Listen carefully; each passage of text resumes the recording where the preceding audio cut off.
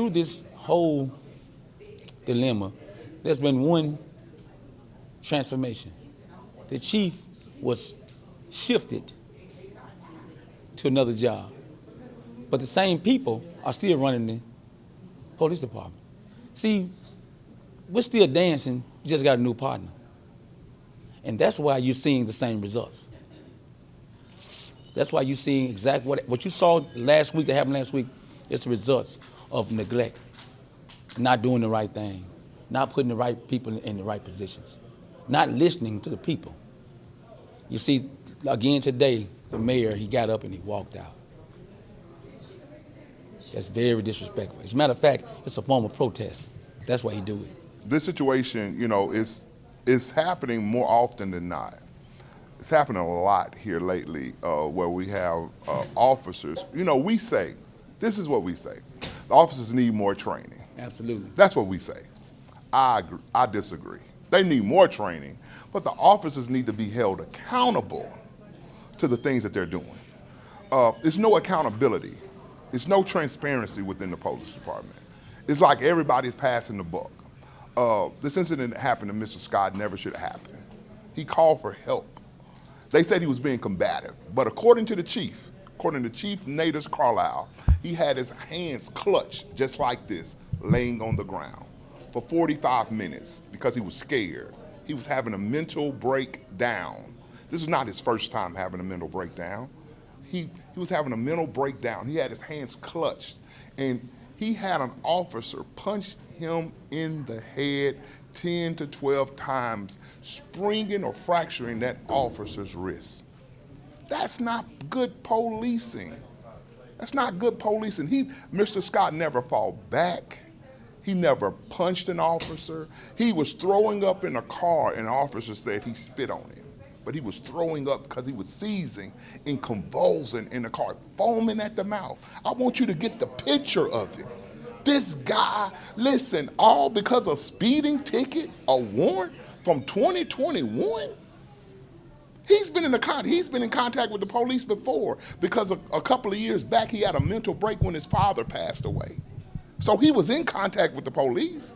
They called for help then. He had to have a stay at Decatur General West. So they knew him. He came into contact with 3 police officers that day. All of them recognized that he was having a mental break. All of them. So, man, is this what we want to portray? I don't blame the mental health supervisor or liaison. She's trained them. They're not applying their training to their job, and that's the thing. They become, anxious because they want that hard, aggressive policing. That's what they want, so they can get those merits. They can get those points. But it's not about that. It's about protecting and serving the citizens that you took an oath to. That's the whole thing. That's all we ask. This guy's fighting for his life. His kidneys are shutting down. His whole body is shutting down right now, all because you had 5 officers that neglected to do their job. And they're asking, why are we so upset? Why are we saying all of this? Because it's not right. We want what's right for the city of Decatur. That's it. A smart man learns from his own mistakes. Wise man learn from the mistakes of others. Fool won't learn from nobody. Now, he had a chance with this incident with John Scott to rectify. You understand? To show the people that he's thinking different now. You understand me? He could have handled this right then in this session. You understand? To show, to let them know that we're going to take care of this. We'll move in the right directions. He could have addressed a whole lot of issues that the people and answered a lot of questions that the people needed. But instead, he tucked his tail. He didn't wag it. He tucked it and ran. We was all on the phone at 9:30 that night when the video hit. We was all on the phone talking at 9:30 that night. We was on the phone actually talking about the interview with Tory Mack, and we got the message. It came in as a text, and we was like, "Did y'all see that?" And we watched the video while we was on the phone. It was like, "Here we go again, man. This is crazy."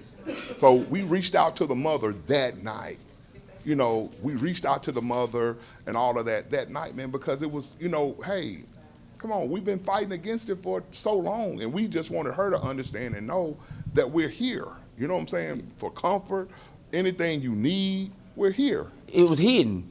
Like right now, that guy's in that hospital fighting for his life. I mean, and he didn't just get like that, y'all. Something happened. It's a reason why they got him out of the jailhouse, and they put him in the ambulance. I mean, I take that back. I don't know if they put him in the ambulance or not, because I was told they took him to the jailhouse in a police car, not an ambulance. All right. So I mean, it's just so much stuff that happen where they be hiding stuff. And so you don't. If you're doing right, you ain't gotta hide, right? You can just follow procedures. You know, they want to change a lot of policies. We're going to change a lot of policies. No, you don't need to change the policies. It's the people that's implementing the policies. Just like he said, that lady, the mental health officer, she done trained them. They just not implement the training. Chief Carlisle came to the mother's house on Friday. He asked her, did she want to watch the body cam footage? And her reply is, yes, I want to see all the body cam, not just one. I want to see all of it. He asked her, he said, well, do you have anything to play the body cam, because it comes on a disk drive? And she said, yes, the TV, it can play it. He released that body cam footage that day, and then texted her and told her I already released it, so what I was going to show you is what I released. She also asked for him to show her where her son had a warrant, because when the officer said that the son had a warrant, they looked online. They called bail bondsmen to see if the son had a warrant, and no one could find the warrant, but the warrant showed up Saturday night. That's a part of transparency that we're not getting. It's like a cover-up. It's like they're covering up what's going on. See, my question is, if Mr. Scott was taken to jail on a warrant from 2021, did he get booked in to Morgan County Jail? And that's a question that Sheriff Puckett would answer. And I guarantee you Sheriff Puckett would say he never got booked in. Sheriff Puckett called 911 to get Mr. Scott, or those officers, to get Mr. Scott out of his jail, because Mr. Scott was unresponsive in Morgan County Jail. And they took him to the hospital, and he was unresponsive at the hospital. His heart stopped twice. The brother showed Mr. Carlisle video. He said y'all tased him over 15 times. Mr. Carlisle's statement was, we have someone to monitor how many tasers that happen and how long the tasers happen. And the brother showed him the video of the tasers, and Mr. Carlisle said, no, that's the truck. He said, no, that's a taser. And he rewinded back so he could hear the taser, and you can hear them tasing him over and over and over again. I want to ask anybody, lay on the ground prone with your hands clutched to your chest, and let 4 or 5 people put their knee on your chest for 45 minutes, and you tell me, will you be okay? That's why he was in the hospital. That's why he was convulsing, because he lost oxygen to his brain for over 40 minutes. That's not fair, y'all. That's not just, and that right there, to me, is police brutality. We're on our way to go see the Scott family, because the doctors are saying his whole body is shutting down. So we're going to spend time with that family and to make sure that we show love to them, right? You've been praying for recovery. I'm praying. Absolutely. We've been praying ever since Thursday night. I hope the councilmen do the right thing and vote Tory Mack in as police chief and give him the support he needs to rearrange, restructure, retrain all of the staff here in Decatur. That's the thing. I assist and I am a resource for our officers when they are on calls involving individuals showing signs and symptoms of mental illness.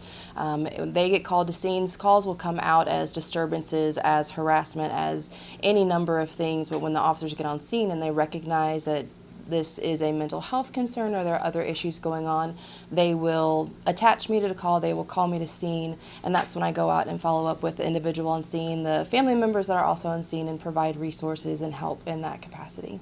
I was called after the initial call out there. The officer had been on scene for a while, talking with a mother, talking with Mr. Scott, and when he cleared, he contacted me to tell me about the incident and also share the concerns of mom's recognizing of his decompensation.